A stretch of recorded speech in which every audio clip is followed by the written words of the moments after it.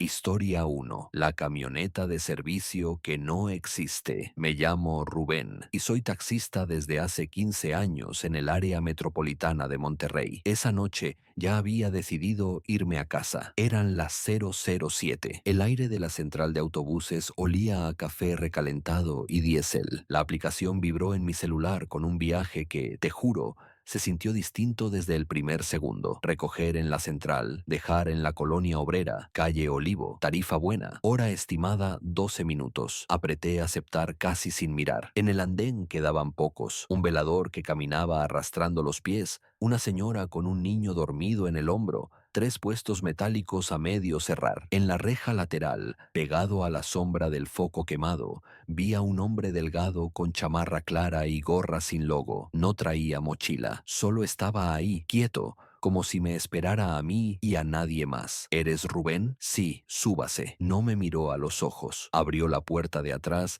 y se sentó detrás de mí, muy pegado al cristal. Sentí un olor raro, dulce pero viejo, como flores de velorio cuando ya pasaron varios días. A la obrera, por favor. Calle Olivo. Listo. El trayecto fue un túnel de silencio. Intenté hablar del calor, del equipo, del tráfico. Nada. A 3 cuadras del Panteón Municipal me dijo, sin levantar la voz, a la derecha. Giré. Ahora a la izquierda. Era una calle corta, sin salida, pegada a la barda alta del cementerio. Banqueta rota, un poste sin foco, bolsas que corrían con el aire. Aquí vivo, gracias. Puse parking y miré al retrovisor para confirmar el pago. La banca trasera estaba vacía. No escuché la puerta. No sentí que el coche se moviera. Vacío. Me giré medio cuerpo, el corazón en la garganta. El asiento estaba liso, como si nadie se hubiera sentado nunca ahí. El olor a flores se quedó. Bajé un segundo, como hipnotizado,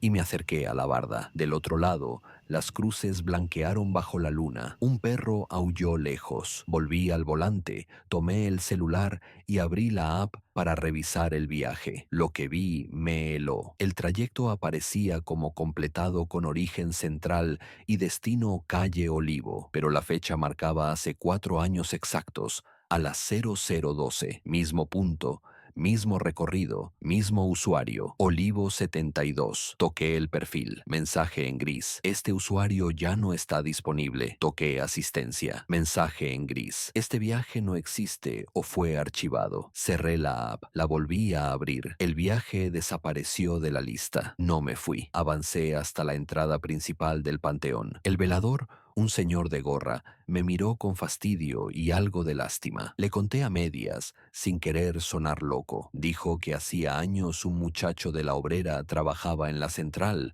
que tomó un taxi una noche y nunca llegó, que la familia pegó un cartel en el poste y se borró con la lluvia. ¿Cómo se llamaba? Aquí le dicen el de la calle Olivo. Es lo único que quedó. ¿Y la familia? Vienen en mayo con flores. Luego ya no. Se santiguó. Yo tragué saliva. De regreso al coche, la pantalla despertó sola con una notificación que nunca suena. Texto gris. Gracias por llevarme, Rubén. El estilo era el de la app. Intenté tocarla. Se desvaneció como humo. Dormí mal. Al día siguiente, contra la lógica, busqué el viaje en el historial. Nada. Desde esa noche, cuando la aplicación me ofrece un destino en la calle Olivo, cierro sesión. En la central, evito la reja lateral. Y si el aire huele a flores viejas, subo el volumen de la radio, solo por no escuchar la gratitud de alguien que ya no debería agradecer. Antes de seguir, si estas historias te acompañan en la madrugada,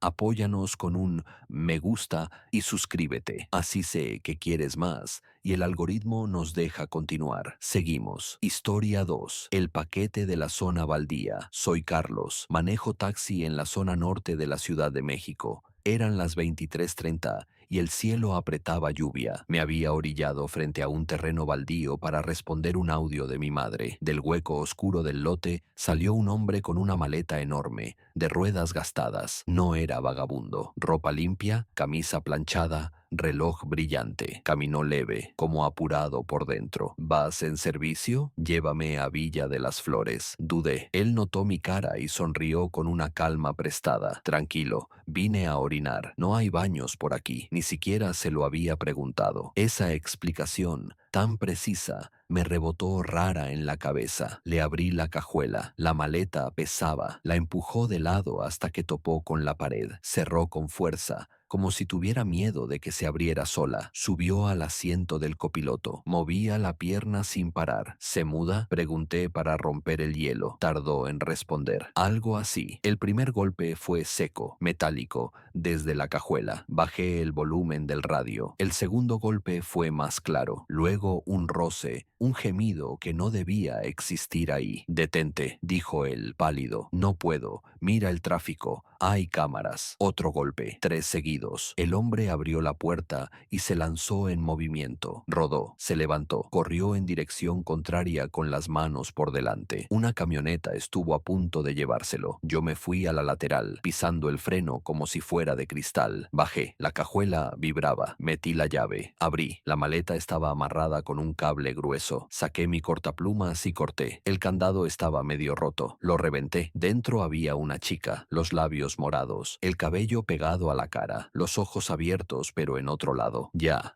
estás a salvo, dije con una voz que no reconocí. No me dejes, susurró. Marqué al 911. Expliqué lo que pude. Llegó una patrulla, una ambulancia. Una señora se acercó a rezar con los ojos cerrados. Un joven grabó de lejos y luego bajó el celular. Avergonzado, los paramédicos la cubrieron con una manta y le hablaron bajito. Un policía me pidió que describiera al tipo. Alto, delgado, camisa clara, reloj, zapatos limpios. Salió del lote baldío. Dijo que vino a orinar. No es el primero que sale de ese hoyo, dijo el oficial, apretando la mandíbula. Esa noche volví a casa por rutas que no conocía, como si el camino usual me pudiera recordar lo que vi. A la mañana siguiente, las noticias dijeron su nombre y el de él. Era su exnovio. La había llevado con engaños al terreno. La golpeó, la creyó muerta, la metió en la maleta. No lo estaba. Semanas después, me llamaron para ampliar declaración. Lo atraparon en Jalisco. La chica sobrevivió. Desde entonces, cuando un desconocido sale de la nada con una maleta demasiado grande, mi pie derecho elige primero el freno, y cuando me estaciono frente a un terreno baldío,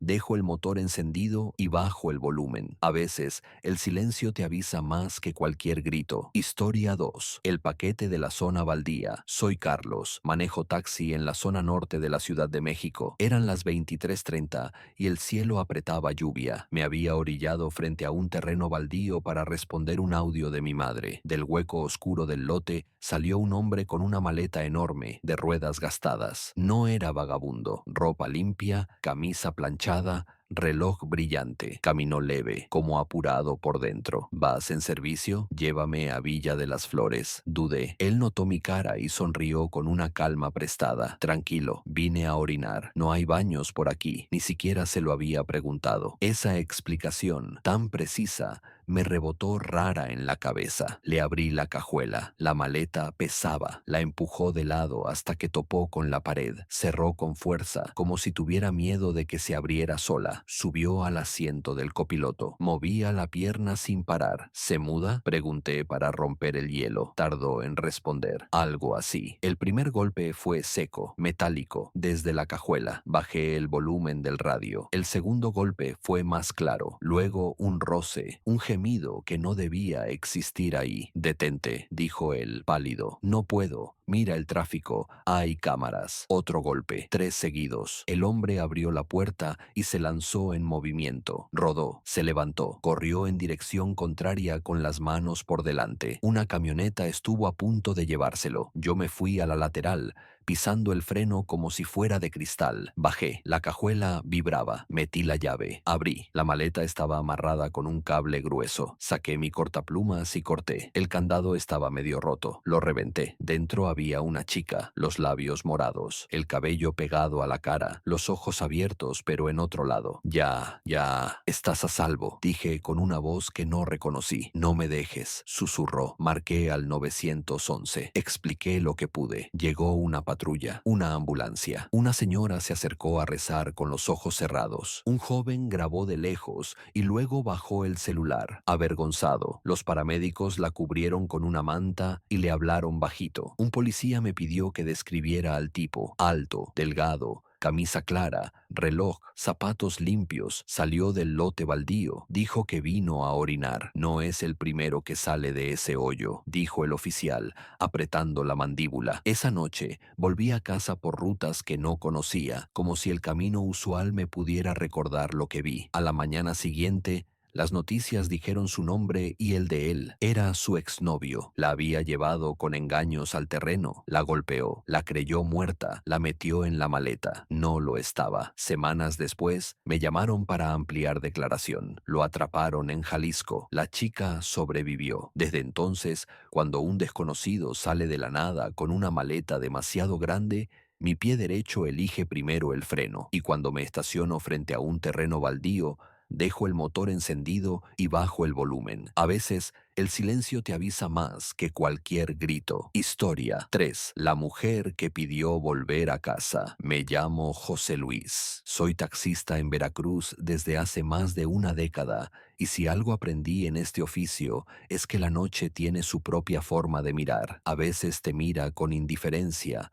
a veces con hambre y a veces, como esa noche, con tristeza. Eran las 8 en punto, acababa de empezar mi turno. El aire traía sal y una humedad espesa que se te pega a la camisa y a las pestañas. Me detuve ante un semáforo en rojo. En la esquina, un puesto de jugos recogía vasos y un perro callejero caminaba con ese paso resignado de quien conoce todas las banquetas y ninguna casa. Sin aviso, se abrió la puerta de atrás y se subió una señora de unos 60 años, vestida completamente de negro, zapatos bajos, bolso pequeño. No la vi acercarse por el espejo, no escuché sus pasos, simplemente ya estaba adentro, sentada con la espalda recta y las manos entrelazadas, como si hubiera estado esperando ese asiento desde hacía mucho tiempo. Buenas noches, dije, con la voz un poco más alta de lo normal, porque me llevé un susto que disimulé mal. Buenas noches, respondió ella, con un hilo de voz que parecía traer eco. Lléveme a mi casa, por favor. Me están esperando y llevo prisa. Me tendió un papel doblado, viejo,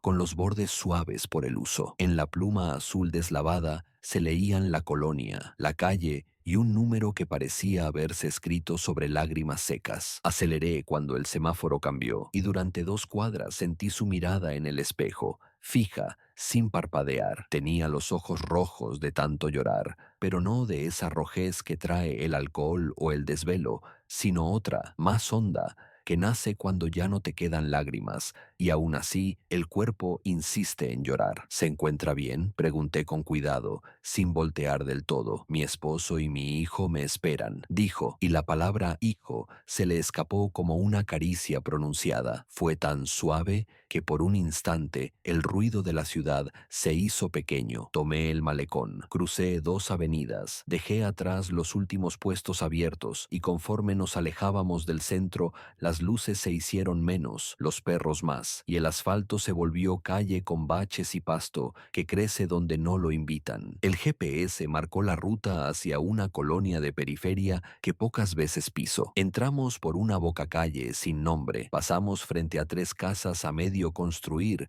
y al fondo, la dirección del papel nos llevó a un lote grande con lo que alguna vez fue una casa. Ahora era un cascarón negro, las paredes tiznadas como si el humo se hubiera quedado a vivir ahí, un techo hundido, las ventanas sin vidrio y los marcos deformados que miraban la noche con agujeros. Aquí es, gracias, dijo ella con la misma calma con la que se agradece un vaso de agua. Abrió la puerta, bajó con cuidado, caminó hacia la entrada sin puerta, y cuando quise advertirle, señora, ese lugar ya se había metido en la oscuridad del interior, como si la casa la hubiera reconocido y la estuviera recibiendo. Esperé con el motor encendido, las luces bajas, los ojos clavados en el rectángulo negro que hacía de puerta. 1 minuto, 2, 5. Toqué el claxon una vez. Un sonido breve, casi tímido, más para sentirme acompañado que para llamar. Nadie respondió. Bajé con la linterna del celular y respiré hondo antes de cruzar el umbral. El aire por dentro olía a madera quemada,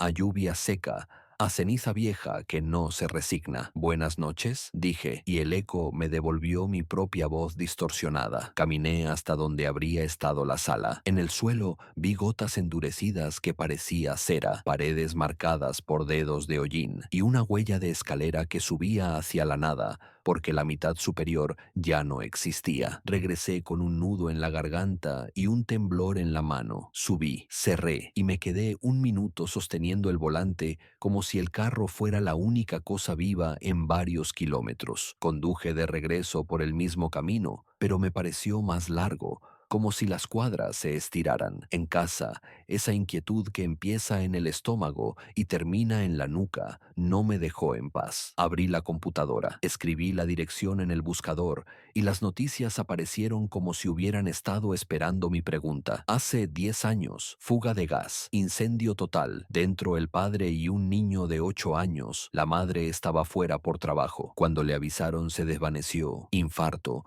no alcanzó a regresar a tiempo. Abrí una nota con foto. La imagen era en blanco y negro y mostraba a una mujer vestida de oscuro con los ojos enrojecidos. Y aunque los píxeles eran viejos, reconocí de inmediato esa mirada que me había atravesado por el retrovisor. Cerré la laptop con el impulso con que se cierra una ventana cuando entra viento frío. Bajé al taxi a buscar la chamarra y ahí estaba, en el asiento trasero, el papel arrugado con la dirección, la tinta levemente corrida en un número, como si una lágrima se hubiera quedado a vivir en ese trazo. Al día siguiente, pasé frente a un puesto de periódicos de los que aún guardan recortes. El señor, con manos de tinta, me escuchó en silencio y luego asintió como quien confirma un dato triste y me dijo que cada año, por esas fechas, alguien deja flores blancas en la reja oxidada, que a veces son muchas y a veces una sola. Desde esa noche, cuando alguien sube sin hacer la parada, tardo un segundo más en mirar por el espejo, no por desconfianza, sino por respeto. Y cuando una dirección me lleva a una casa que ya no existe, manejo más despacio, como si también se pudiera llegar tarde al pasado. Mi hijo, que entonces tenía 8, hoy es un adolescente. A veces, cuando lo dejo en la escuela y se despide haciendo una mueca de sueño, recuerdo la voz de esa mujer diciendo, mi hijo, con ternura de madre, y el volante se me vuelve más liviano. Si estás aquí conmigo todavía, si no apagaste el audio, te pido que nos dejes un me gusta y compartas esta historia con alguien que también maneje de noche. Así el algoritmo nos permite seguir trayendo voces. Continuamos. Historia 4. La secta del tercer piso. Soy Juan, taxista en Hermosillo. Cuando uno aprende a manejar de madrugada, aprende a leer sombras. Hay sombras cansadas, sombras borrachas, sombras hambrientas y sombras que no quieren nada. Y aquella noche, las sombras de 2 jóvenes vestidos de negro me hicieron la parada justo en Enononoa, el centro, bajo una lámpara que parpadeaba. Dudé un segundo. El semáforo estaba en verde, la calle vacía, y el silencio de la ciudad pesaba. Subieron sin preguntar tarifa, sin decir buenas noches, sin mover más que lo necesario. A las afueras te vamos guiando, dijo el de adelante con voz de quien dicta y no conversa. Mis manos respondieron al volante, con esa obediencia automática que se te queda después de tantos kilómetros. A las 3 calles dejaron de aparecer semáforos. A las 5, las lámparas del alumbrado se hicieron menos. A las 7, el pavimento se volvió terracería con piedras grandes que suenan bajo las llantas como dientes. Saqué el teléfono para avisar que me iba a tardar y la mano que venía detrás, sin que yo la viera, se lo llevó por la ventanilla. Calla y maneja, dijo el otro, y sentí entonces, por primera vez en años, el filo frío de una navaja tocarme el cuello justo donde late más rápido cuando tienes miedo. El camino se cerró entre monte y la noche se pegó al parabrisas como si no quisiera que pasáramos. De pronto, una construcción se recortó contra el cielo. 3 pisos, sin puertas ni ventanas, grafitis viejos, muros desconchados, una antena torcida y alrededor el rumor de insectos que hacen de ese sonido una cortina. Apaga el carro. Bájate, ordenaron con la calma de quien repite un plan muchas veces ensayado. Obedecí. Mis rodillas, que rara vez tiemblan, temblaban. Subimos por una escalera estrecha, los escalones con huecos, humedad que sube y no se va. Tropecé de torpe y me empujaron por el hombro. En el tercer piso, el aire se movía solo por la respiración de quienes estábamos ahí. En el centro había una fogata encendida que no calentaba, apenas iluminaba una estrella enorme dibujada en el piso con algo espeso. Alrededor de la estrella, símbolos que no pude entender, y en las paredes, trazos que parecían oraciones de otro mundo. En la esquina, 3 personas atadas de manos y pies, con cinta en la boca, ojos enormes que brillaban con el reflejo del fuego. La piel de uno de ellos estaba llena de raspones como si lo hubieran arrastrado. La chica respiraba rápido por la nariz, empapada en lágrimas secas. Me tiraron al piso y me ataron las manos con un lazo áspero que te quema como si fuera calor. El que parecía el líder llevaba una capucha hecha de tela pesada y un collar con piezas de metal que tintineaban al mínimo movimiento. ¿Solo trajeron a uno?, preguntó con impaciencia contenida. Solo a uno. No hubo tiempo, respondió el de la navaja. Una cachetada me prendió la piel, no fuerte pero precisa, como si supiera dónde debía quedarse el ardor para mantenerme despierto. No te duermas, murmuró alguien con un tono que no supe si era amenaza o consejo. Comenzaron a recitar. No eran palabras que yo entendiera, pero cada sílaba parecía estar hecha de piedra y sed y polvo. La voz del líder marcaba un ritmo. Las demás se sumaban una fracción de segundo después, como un eco maleado. El humo de la fogata se mezcló con un olor a hierro que reconocí con el estómago antes que con la nariz. Con cuchillos largos y finos, como de cocina vieja,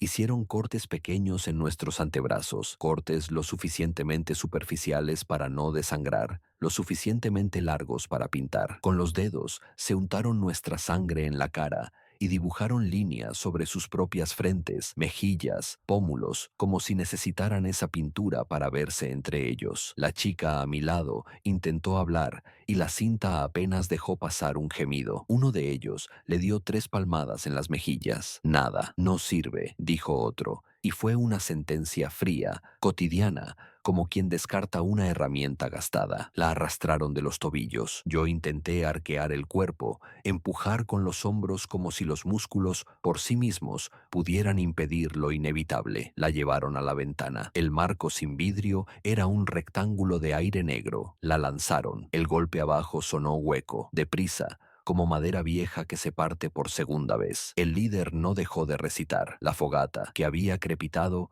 pareció bajar de volumen, y los ojos del tercero atado se me quedaron grabados como 2 monedas sucias. Entonces, una luz ajena cortó la oscuridad desde el monte. «¡Luces!», gritó alguien, y el círculo se quebró como una rueda pinchada. Se asomaron a la ventana, cuchichearon, corrieron hacia la escalera con palos y cuchillos levantados, y su salida fue un tropel de botas mal amarradas bajando a prisa. El líder se quedó un segundo más, como quien no sabe si terminar la frase. Luego desapareció en la escalera. Yo conté mi respiración en 4, como me enseñó mi padre para cuando el miedo te muerde. 4 para entrar, 4 para sostener, 4 para salir, 4 para aguantar. Los disparos llegaron como truenos secos. 1, 2, 3, luego una ráfaga, luego órdenes cortas que el eco masticó. El olor a pólvora se mezcló con el humo viejo y con ese hierro que ya estaba en el aire. Pasó un tiempo que no sé medir. Arriba de mi cabeza,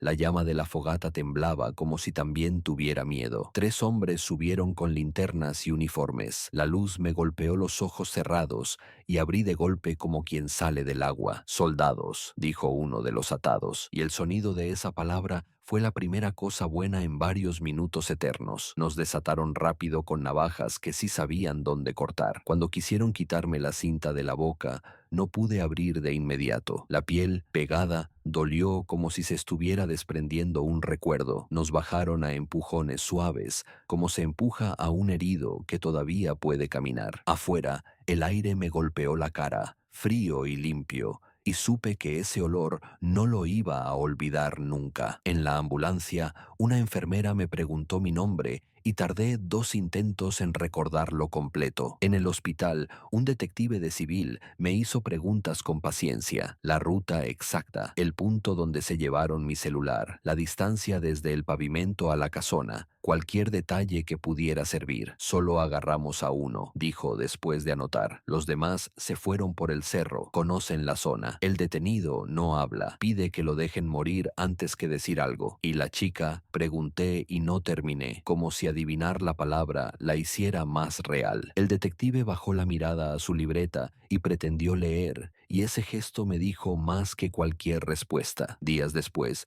una señora que barre temprano las orillas de la terracería encontró mi teléfono entre 2 piedras y lo llevó a la comandancia. Me lo devolvieron en una bolsita transparente. Lo encendí y durante un segundo la pantalla se negó, como cansada, como si hubiera visto lo mismo que yo. Desde entonces evito esa ruta. Cuando el trabajo me empuja hacia allá, pongo seguros, subo los vidrios, apago la radio y no miro hacia arriba, porque en el tercer piso, aunque el día sea azul, todavía se ve un círculo de hollín en el suelo y marcas de zapatos cerca del marco sin vidrio. No sé si ellos siguen ahí, no sé si la ciudad los olvidó. Lo que sí sé es que desde esa noche mi esposa, cuando me llama y no contesto a la primera, marca 2 veces más, solo para escucharme respirar. Historia 5. Tres cruces. Me llamo Gerardo. Soy trailero retirado. Durante más de 30 años crucé el país cargando lo que hiciera falta: varilla, cemento, frutas, televisores, ataúdes vacíos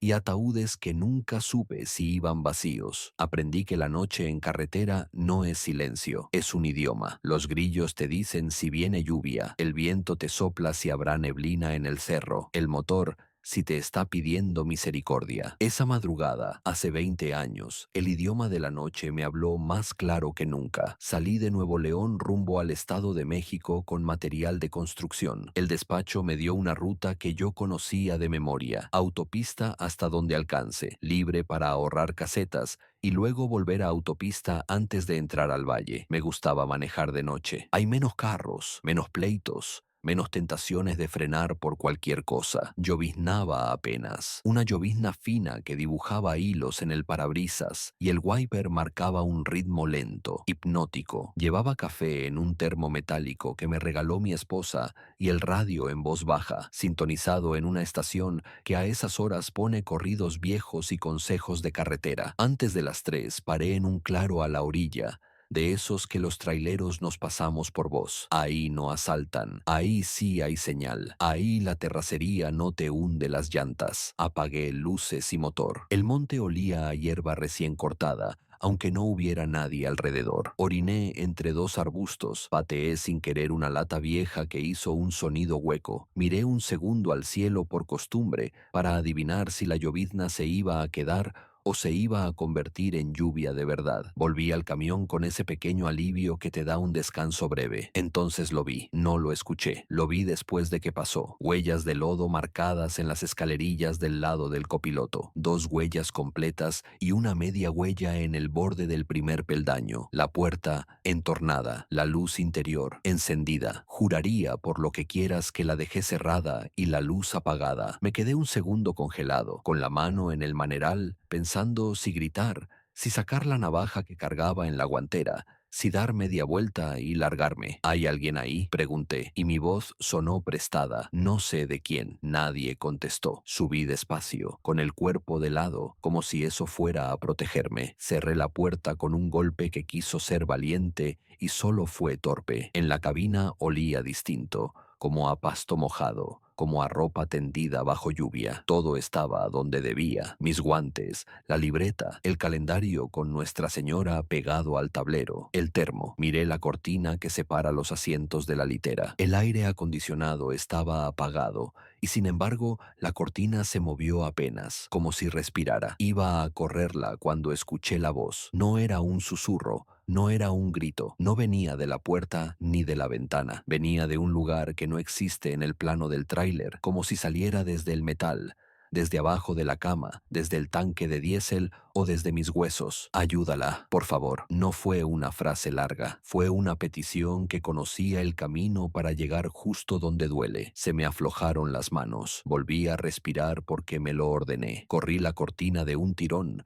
preparado para encontrar a un hombre, a un niño, a nadie. Había algo, sí, pero no lo que esperaba. Un portabebé viejo, de plástico duro, de esos que ya ni se venden, con el asa rota y el forro deshilachado. Estaba cubierto de lodo seco con pasto pegado, como si alguien lo hubiera sacado de la tierra. No era mío, no podía estar ahí. No había forma de que hubiera llegado sin que yo lo viera. Hice lo que hacen los brutos cuando tienen miedo, actuar antes de pensar. Lo tomé como quien toma un animal muerto, con los dedos apretados y los brazos extendidos. Lo saqué por la puerta del copiloto y lo dejé caer al claro, junto a la llanta. Cerré, metí primera, quise huir. El motor respondió con gusto, como caballo al que le quitan el freno. A los 10 metros, antes de regresar a la cinta asfáltica, sentí un golpe. No fue fuerte, pero sí fue de esos que te obligan a frenar aunque no quieras. No, no, no, dije, a nadie, como si pudiera negociar con la carretera. Puse las intermitentes. Bajé bajo la llovizna que ya era menos fina. El faro derecho iluminó 3 cruces de cemento puestas a pie de carretera, justo donde empieza el monte. Propias, caseras, con letras toscas pintadas y repintadas. Mi defensa había pegado en 2 y las había torcido. Me acerqué casi pidiendo perdón.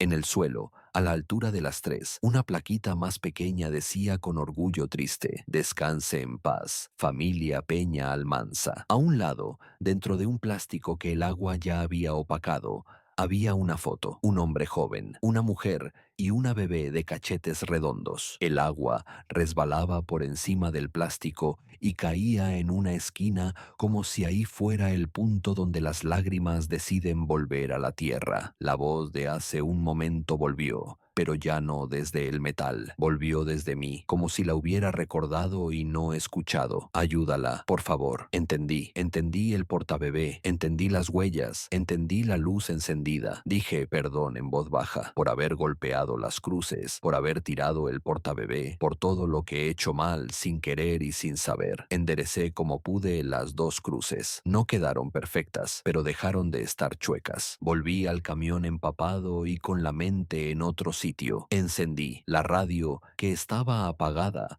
Soltó un soplido de estática, y entre el ruido de lluvia y aire hubo un murmullo que no fue viento. No te voy a mentir, juraría haber escuchado un gracias, tan chiquito que si parpadeaba se iba. Apagué la radio con un manotazo, como si eso arreglara algo, y regresé al camino, con la vista más en el espejo que al frente, esperando, sin querer esperar, que el portabebé apareciera otra vez en el asiento como por arte de pena. No apareció. Kilómetros adelante, en una gasolinera que conocíamos todos, me detuve a tomar café del malo y a fingir que estaba bien. Un compañero, Raúl, estaba llenando su tanque. Me vio la cara y no preguntó si me pasaba algo. Me preguntó qué me había pasado, como quien ya sabe que sí pasó. Le conté lo justo, para que creyera, para que no se riera. Me dijo que por ese tramo, años atrás, un carro se había ido al monte en lluvia. Un solo golpe. No llegó nadie a tiempo. Los vecinos pusieron 3 cruces con ayuda de un albañil. A veces hay flores, a veces se las roban, a veces vuelven solas, dijo, y le tembló la comisura como si no quisiera decir la última frase. Dormí un rato en la cabina, con el respaldar echado y la navaja en la mano, como si eso espantara voces. Soñé sin quedarme dormido del todo, una cosa rara en la que ves tus manos moverse, pero no sabes si están despiertas. Al amanecer, con el cielo de ese azul pálido que parece promesa, retomé ruta. Un poco antes de llegar a un pueblo sin nombre que tiene una iglesia con campanario bajo, algo me jaló el cuello, no físico, pero así se sintió. Orillé, apagué, bajé, abrí la puerta trasera por costumbre de revisar y ahí estaba. No me preguntes cómo, no me lo preguntes a mí, que sigo sin creerlo cuando lo cuento. El portabebé, el mismo, con el mismo barro seco y el mismo pasto pegado. acomodado en el asiento, como si se hubiera subido con cuidado de no manchar nada. No discutí con nadie, ni conmigo. Lo tomé en brazos. Pesaba poco, pero tenía la gravedad de las cosas que no se nombran. Crucé la plaza, con ese pudor que te da el cargar algo que no entiendes. Entré a la iglesia por la puerta lateral, que siempre está abierta, aunque sea martes. El interior olía a cera, a madera vieja, a flores que ya pasaron. No había misa ni gente, solo un señor barriendo que no levantó la vista. Fui al altar lateral, el de la veladora que nunca se apaga, y lo dejé ahí, al pie, con cuidado de que no se cayera. No dije nada en voz alta. Dice uno que no cree, pero habla. Dentro de mí dije, aquí está, yo no supe ayudar. Ayúdenla ustedes. De regreso al camión, el señor de la escoba se santiguó sin mirarme. No fue para mí, creo, fue para lo que llevaba en los brazos o para lo que ya no llevaba. Manejar después de eso fue como manejar en otro país. Las señales eran las mismas, las distancias idénticas, pero mi cabeza iba a 1 centímetro corrida del mundo. Llegué a la entrega sin retraso, firmaron,